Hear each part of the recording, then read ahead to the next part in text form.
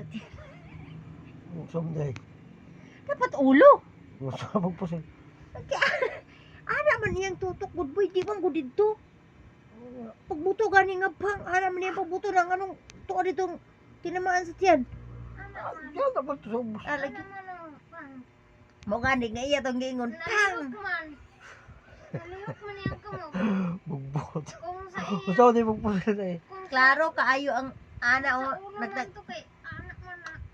kita ba ginako ang video, ana ang video, ana sila duha o, nya ang video ana kayo tutok sa ulo gyud, ang pusil pang karo kay pagbuto ana ang buto o.